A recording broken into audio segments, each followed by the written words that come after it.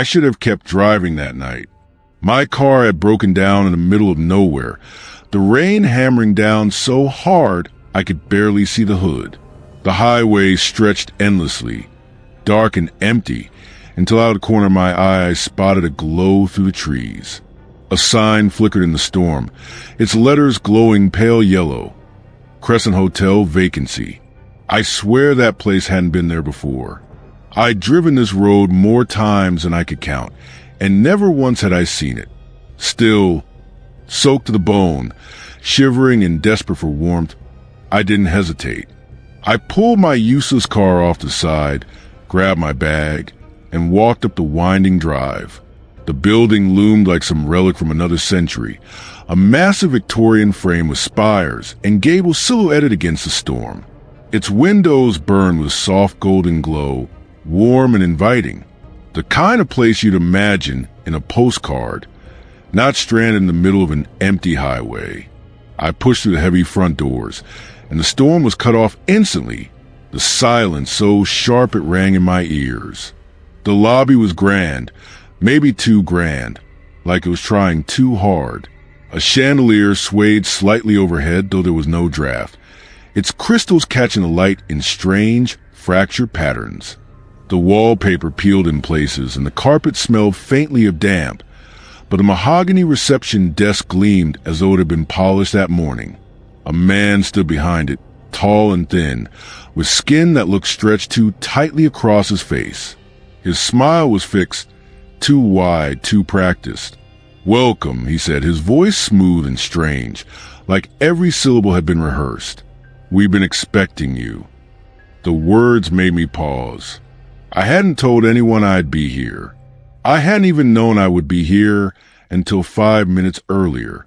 Still, I forced a laugh and said I needed a room. Without looking away, he slid a brass key across the counter. The metal was cold as ice when it touched my hand.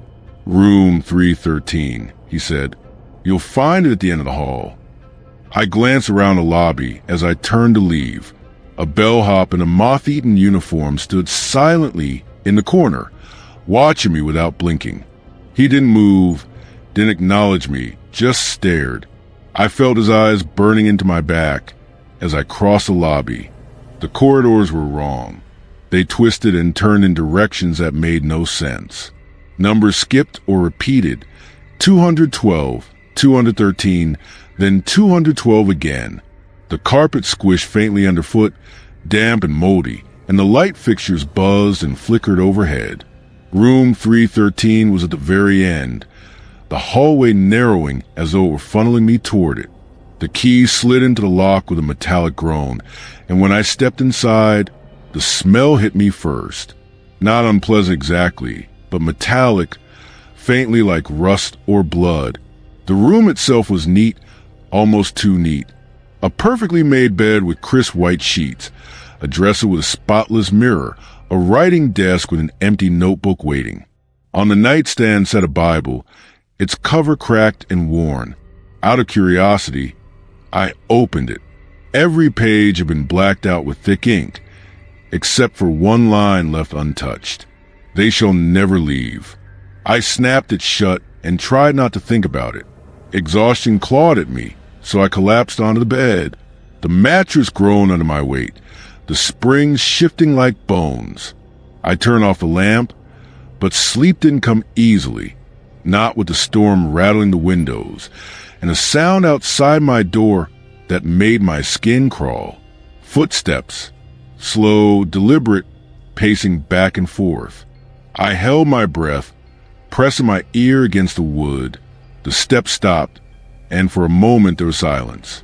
Then a new sound began, scratching. Fingernails dragging slowly across the door. My chest tightened as I fought the urge to cry out. The scratching continued for what felt like hours before finally fading into silence.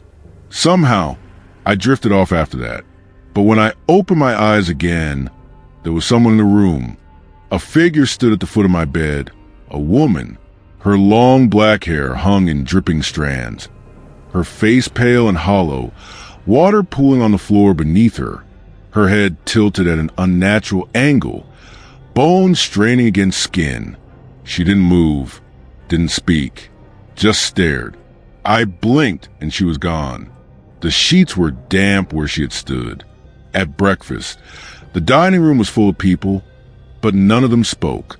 They ate in silence, their movements mechanical, lifting forks to mouths in perfect rhythm.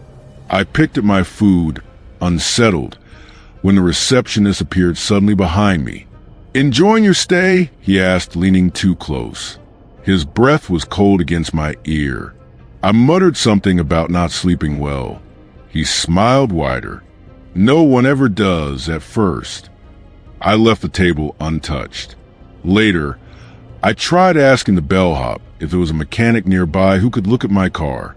He leaned in, his voice low, whispering words that sent a chill down my spine. "You shouldn't be here." Before I could ask what he meant, the receptionist appeared from nowhere, placing a pale hand on the bellhop's shoulder. The man fell silent immediately, lowering his gaze like a reprimanded child. That was when I understood. They weren't working here by choice. That night, restless, I wandered. I needed to understand what this place was. My footsteps echoed through endless hallways until I came to a door marked ballroom. Inside, a gathering was underway. Dozens of people moved stiffly across the floor in pairs, waltzing to music that sounded like it came from a gramophone. The strange thing was the instruments sat untouched on a small stage, yet the music played perfectly. The dancers' faces were vacant, their eyes hollow. They didn't smile, didn't speak. Their movements were jerky, mechanical, as though controlled by invisible strings. And among them, I saw her, the woman from my room. She stood perfectly still, her tilted head fixed on me. My stomach dropped. I stumbled backward, knocking against the door. The music cut off instantly, and every dancer froze. Slowly, in perfect unison, they turned their heads toward me, their mouths open silently. I bolted, slamming the door shut behind me, my heart threatening to burst. My desperate flight led me downward into the basement. The air was thick, heavy with mold. I pulled out my lighter, the flame barely illuminating a few feet ahead. What it revealed froze me where I stood. Rows of old suitcases stacked high, covered in dust. Some had burst open, spilling clothes onto the damp floor. Others had names carved into leather, scratched so deeply the letters looked like wounds. I ran my fingers over one of them. I didn't recognize the name, but the implication was clear. They belonged to guests who had never left. A whisper slithered through the dark. "Stay!" The flame flickered. I spun around, but the basement stretched on forever, the shadows shifting. Then something grabbed me. Cold, bony fingers clamped around my wrist. Another clawed at my shoulder. Shapes moved in the darkness, pulling me down. I screamed, thrashing wildly, kicking until somehow impossibly I broke free. I ran, not caring where, until I collapsed against my room door and shoved it shut behind me. Shaking, I tried to piece everything together. The receptionist's words, the bellhop's warning, the Bible with its single line, "They shall never leave." It wasn't just a hotel. It was a trap, and I was already caught. That final night, I woke again to find the woman in my room. Only this time, she wasn't alone. The other guests stood with her, filling the corners, their faces blank, eyes hollow, mouths moving silently in unison. The air grew heavier, pressing against my chest. The woman stepped forward, water dripping from her dress. Her voice a rasp like water over rocks. "You belong to us now." I tried to scream, but no sound came. My vision darkened, the walls closing in. Her cold hand brushed against mine, and everything went black.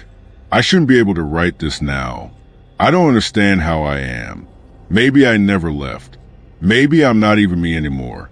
All I know is I walked those halls endlessly, passing the same rooms, the same ballroom, the same dining hall where no one speaks. I see new guests arrive sometimes, stumbling in from the storm, clutching their bags like lifelines. They look relieved when they see the glow of the lobby, the warm smile of the man at the desk. I want to warn them, to scream at them to turn back, but I can't, because when the receptionist hands them the key, I'm already smiling too. I was halfway to nowhere when my GPS glitched out, the screen freezing and then going black. It was late, past midnight, the road winding through woods so thick the trees press against the shoulders like walls. I told myself I knew the way, that I could keep driving until I hit the next town, but the night seemed endless. The gas gauge was sinking, the needle nearly kissing empty. When I saw a sign leaning at an angle, the letters faded but still legible in the glow of my headlights. Pine Hollow Motel vacancy. It shouldn't have been there. I'd driven this route before. There was never a motel in these woods. But the idea of sleeping in my car with no gas and no signal was worse, so I turned down the gravel path. The motel sat in a clearing, a row of squat buildings with flickering neon buzzing above the office. Half the windows were dark, the other half glowing with a pale yellow light. A single truck was parked out front, old and rusted, like it hadn't been moved in years. I stepped out into the cold and felt something strange in the air, like static crawling across my skin. The office door creaked when I pushed it open. A man sat behind the counter, his face hidden in the shadow of a tilted lampshade. His voice was raspy when he spoke. "You're lucky. Only one room left." He didn't check a book, didn't look at a screen, just slid a key toward me with the number 7 scratched into the tag. His fingers brushed mine, and they were ice cold. The hallway to the rooms was narrow and smelled of mildew. I passed doors that all looked the same, dented, scratched, stained. Room 7 was at the end. When I opened it, the smell hit me first, strong and metallic. The light switch flickered but held. Inside was a small bed, a dresser with cracked mirror, and a chair shoved into corner. I shut the door, locked it, and tried to tell myself it was fine. It was just one night. I couldn't sleep, not with the sound coming from the other side of the wall. At first, I thought it was pipes, knocking irregular, faint. But then it shifted into something else, something deliberate, scratching, long, slow drags of nails across wood. I pressed my ear to the wall, heart racing, and heard breathing. Someone was in the next room. I told myself it was another guest, but when I peeked through the window into the parking lot, my stomach dropped. There were no other cars. The scratching grew louder, turning into pounding, fists slamming against the wall. I backed away, my hands trembling. Then the sound stopped. Silence pressing so heavy, I almost wished the pounding would return. And that was when I heard it, my doorknob rattling, turning slowly, testing the lock. I froze, barely breathing. The knob twisted harder, jerking back and forth, and then a voice whispered from the other side. A whisper so low and broken it barely sounded human. "Let me in." I stumbled back until I hit the dresser. The mirror above it shook faintly, rattling in its frame. My reflection stared back at me, pale, terrified. Then it moved. My reflection smiled, wide and jagged, though my own mouth was pressed shut.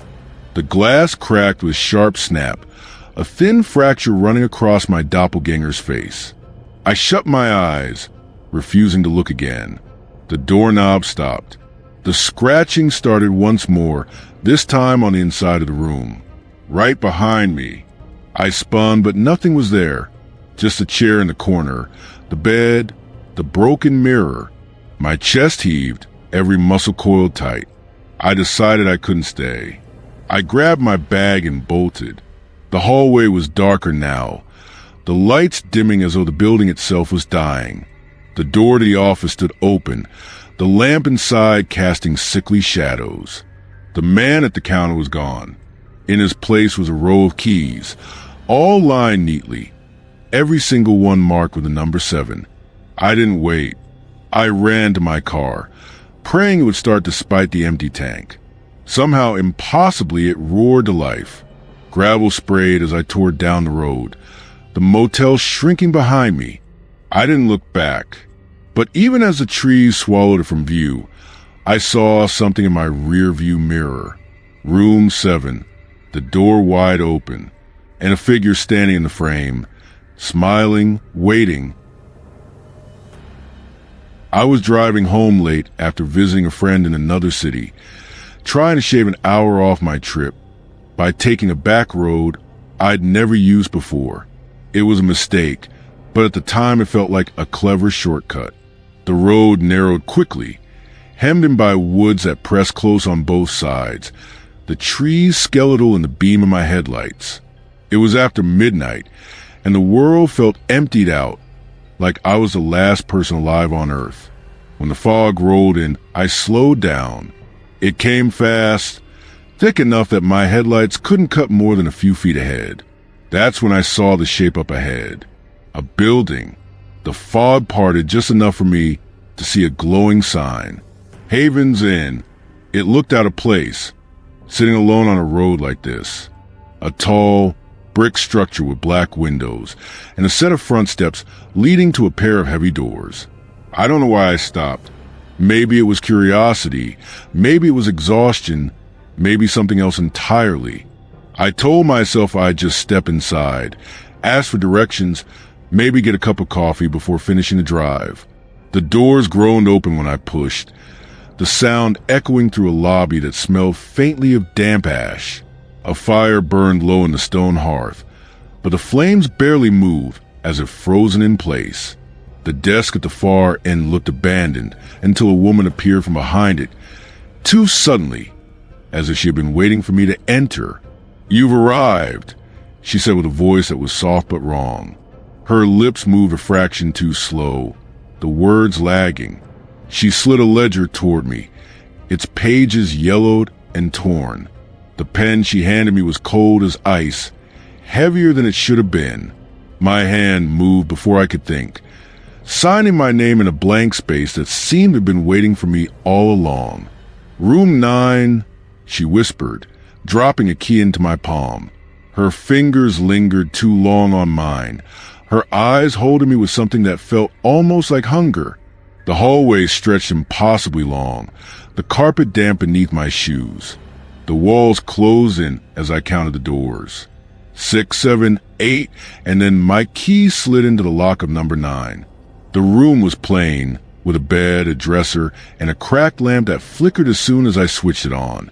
I sat on the mattress, which sank too deeply, as if something had hollowed it out from the inside. I tried to rest, but there was a noise. At first it was faint, like wind moving through vents, but then it became voices, whispering, dozens of them, overlapping, rising and falling in waves. They seeped through the walls, the floor, the ceiling, until I couldn't tell where they were coming from. I pressed my hands to my ears, but the sound only grew louder, drilling into my skull. Words formed inside the noise, half-coherent phrases. "Don't stay. Don't wake. Don't leave." I must have passed out, because when I opened my eyes, someone was standing at the foot of the bed. A man in an old suit, his skin gray and stretched thin, his jaw slack as if broken. His eyes locked onto mine and his mouth moved, but the whispering drowned him out. I scrambled back, pressing against the wall, and he tilted his head until his neck cracked. Then he stepped forward, slow and stiff, as though pulled on strings. I threw the lamp. It shattered against the wall, sparks hissing out. The room went black, but in the dark I could still hear his footsteps dragging closer. I bolted for the door, fumbling with the lock, yanking it open. The hallway wasn't the same anymore. It stretched downward, twisting like a spiral staircase that hadn't been there before. The air grew colder with each step I took, my breath turning white. At the bottom I found another hall, lined with doors that had no numbers. I tried the first, but it wouldn't budge. The second swung open easily, and what I saw inside made my stomach lurch. It was a dining hall filled with people sitting at long tables, their bodies stiff, their heads bowed, food rotted in front of them, crawling with maggots, but their hands moved mechanically, lifting spoonfuls to their mouths over and over. None of them looked at me. None of them spoke. But in the silence, I realized the whispering had stopped. I shut the door slowly, trying not to breathe. The next door opened to a ballroom where figures twirled slowly across the floor to music that wasn't playing. Their feet dragged, their bodies jerking unnaturally, their faces blurred like smeared paint. At the far end of the room stood the woman from the desk, watching me with that same hungry smile. Her lips move again, and though no sound came, I understood the words. You signed. You belong. I slammed the door and ran, but the hallway stretched endlessly, bending back on itself, trapping me in circles. Door after door, scene after scene, rooms filled with shadows, with figures that weren't human anymore, with reflections that moved on their own. I clawed at the walls until my nails tore, but the building swallowed me whole. I don't know how I ended up back in room 9. I woke there again, the bed beneath me, the cracked lamp flickering as if nothing had happened. Only now there was no door, just walls on every side. The voices have started again, louder than ever, and I realize what they are. They aren't warnings. They aren't threats. They're the other guests, still trapped, still whispering through endless nights. And now I whisper with them. I never believed in curses until I moved into the old boarding house on Sycamore Street. Rent was cheap, too cheap for a place with such tall ceilings and heavy oak doors, and the landlord didn't ask questions. That should have been my first warning. I took the upstairs corner room, the one with a cracked window that looked over the street. It smelled faintly of mildew and old smoke, but I figured a few candles and open windows would clear it. The first night I stayed there, I couldn't sleep. The floor creaked as though someone walked the halls long after the others had gone to bed. I heard the faint sound of humming, a tune I couldn't place, low and dragging, like it was meant to lull someone to sleep. I pushed it off as another tenant. These old houses carried sound. But at 3 a.m, when I opened the door to check, the hallway was empty. The humming stopped the moment I looked out. Over the next few days, the noises worsened. The humming returned every night, sometimes closer, sometimes farther away. A slow, dragging step accompanied it, the weight of bare feet scuffing the wood. I started shoving a chair under my doorknob before bed. It didn't help. One night, I woke to the sound of the knob turning, the chair rattling against the door. My heart nearly stopped. I sat frozen in bed, watching the door tremble in the frame, something pressing from the other side, testing the barrier. After what felt like forever, it stopped, and the humming drifted down the hallway again. I confronted the landlord about it. He looked at me too long before finally saying, "That room was meant to stay locked. Didn't think anyone would take it." His tone was casual, but his hands shook as he lit a cigarette. He didn't explain further, and I didn't ask. I should have left right then, but pride kept me tethered. I wasn't going to let creaks and whispers chase me from cheap rent. The next week, the temperature in my room dropped so low my breath clouded in the air, even though the summer sun beat against the glass. Shadows stretched longer than they should, curling into corners and under the bed. I'd wake up with the blanket pulled down to my ankles, my arms frozen stiff. Once, I swore I felt fingers brush my ankle, icy and sharp. I kicked so hard I slammed my shin against the bed frame, but when I looked, no one was there. The worst came one night, when I woke to the sound of the window sliding open. My cracked window, the one that never moved no matter how hard I pulled at it. I sat up slowly, every hair on my body prickling. The glass groaned, and the frame shifted upward inch by inch. A dark shape leaned inside, too big to be a bird, too wrong to be a man. The silhouette had no edges, just a mass of deeper black against the night. It hung there, watching, though I couldn't see eyes. I couldn't scream. I couldn't move. The humming began again, this time from inside the room, low and guttural, and the figure slipped further through the window. I grabbed the lamp from my nightstand and hurled it. The bulb shattered, sparks dancing across the floor, and the thing recoiled with a hiss that rattled my teeth. By the time I blinked, the window was shut again, the figure gone, but the smell of rot filled the room. I slept in the hallway that night, my back against the wall, waiting for the sun. The next morning, I packed. I didn't care about the deposit or my pride anymore. But when I carried my suitcase to the door, the knob wouldn't turn. It rattled under my hand like someone was holding it from the other side. I pounded, screamed, even tried the windows, but they wouldn't budge. I wasn't leaving. The house wasn't going to let me. That night, I didn't even bother trying to sleep. I sat in the corner with a kitchen knife, shaking, waiting. Around 2 a.m, the humming started again, louder than ever, vibrating through the walls. My door handle twisted violently, the chair screeching across the wood until it toppled. The door swung open with a slam, and the hall behind it was blacker than pitch, darker than anything I'd ever seen. Something stepped out, tall, impossibly tall, its head nearly brushing the ceiling. Its body was twisted, bones bending at wrong angles beneath skin that wasn't skin, but shifting shadows, riding like smoke caught in glass. It moved with that dragging step, the sound I'd been hearing for weeks, and as it entered the room, the temperature plummeted. My breath froze in my throat.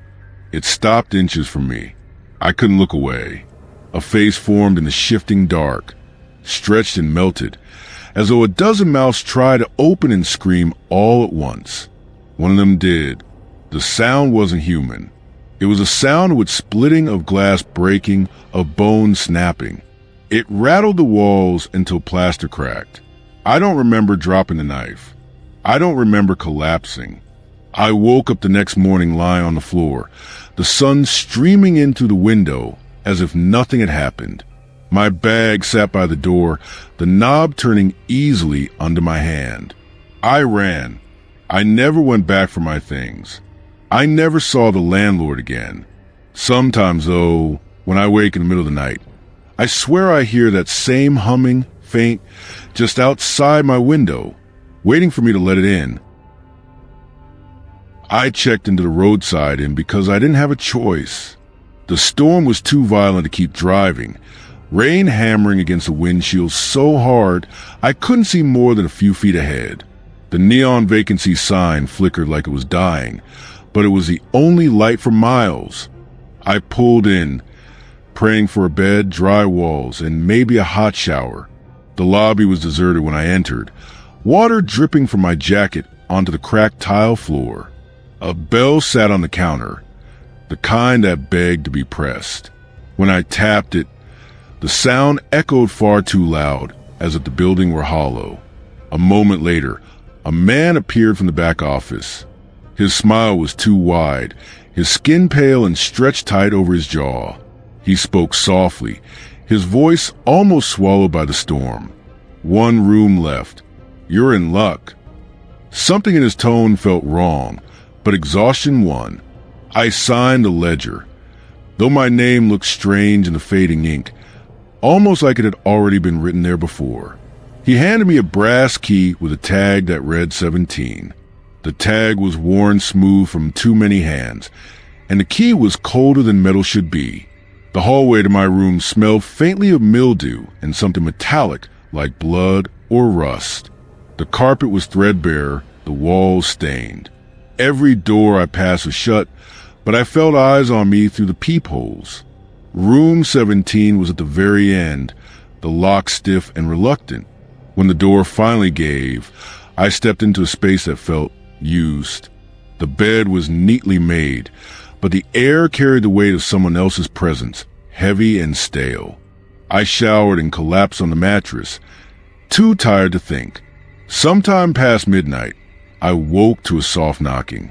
At first, I thought it was a storm rattling the shutters, but then it came again, deliberate, steady, right at my door. I sat up, heart racing, waiting for it to stop. It didn't. It grew louder, harder, until it shuddered in its frame. Front desk. I called, though my voice cracked.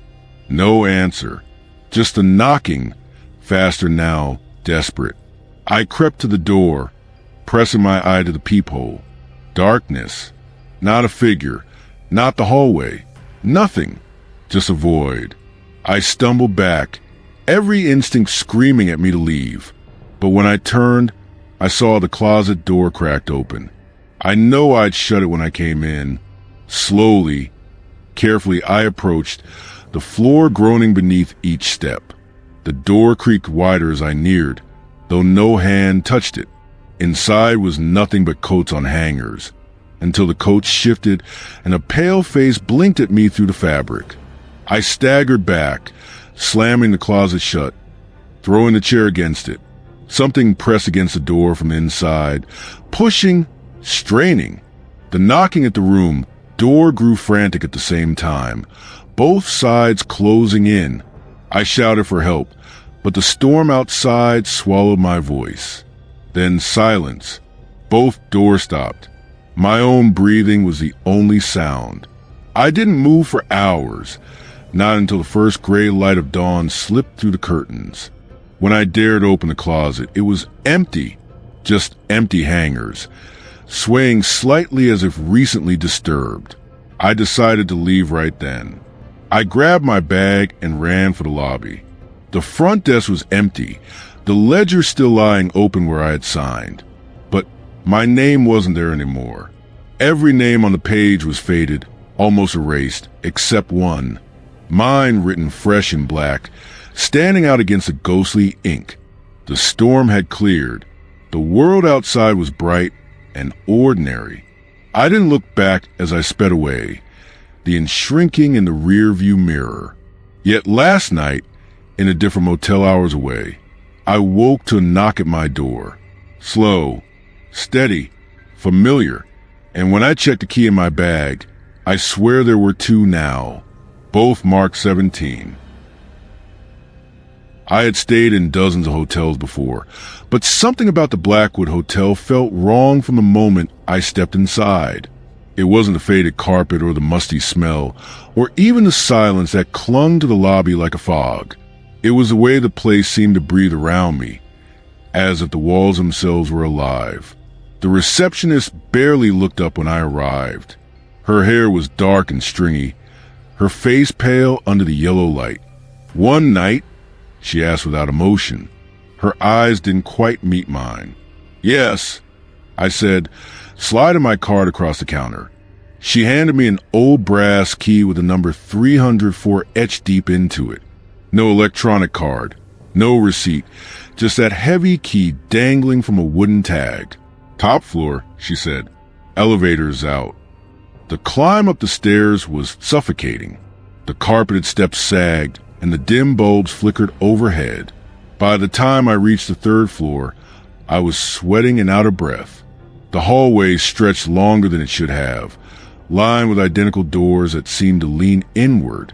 I counted the numbers: 298, 300, 302, and then, at the very end, 304. The room looked fine at first. Old, but fine. A double bed, a small desk, heavy curtains that blocked out the city lights. I unpacked, showered, and collapsed onto the mattress. I woke around midnight to a sound. At first, I thought it was a radiator, an old, wheezing hiss. But then I realized it was coming from the hallway. Footsteps. Slow, dragging, uneven. Someone pacing back and forth outside my door. I sat up, heart pounding, staring at the thin crack beneath the door. A shadow passed, and again, Whoever was never knocked, never spoke, just walked. Hours seemed to pass before the sound faded. The next morning, I asked the receptionist if anyone had been on my floor. She stared at me for a long moment before shaking her head. "That floor hasn't had guests in years," she said flatly. I didn't argue. I just nodded and walked away, though unease crawled through me like ants under my skin. That night, I locked the door and shoved a chair under the knob. I lay in bed, fully dressed, waiting. And just like before, the footsteps began. Slow, dragging, closer this time. They stopped right outside my door. The knob turned once, twice. The chair rattled, but held. And then the whispering began. At first, it was too faint to make out. Then words formed, low and wet, like they were being whispered through a mouth full of water. "Let me in." I froze. My throat was dry. The whisper came again, louder, harsher. "Let me in." The door shuddered violently, the chair scraping against the floor. I wanted to scream, but fear pinned me in place. Then, just as suddenly as it began, it stopped. Silence swallowed the room. When morning came, the chair was splintered, as if something had struck it from the other side. I decided to check out. But when I went downstairs, the lobby was empty.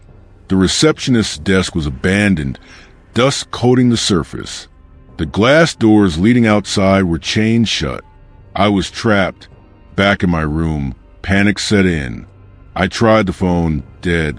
I tried the window. It wouldn't open. My reflection in the glass seemed to lag behind my movements, its mouth curving into a smile when mine did not. The footsteps returned before nightfall. This time, they didn't stop at my door. They entered. The knob turned easily. The door creaked open, and I realized the chair was gone, as if it had never been there at all.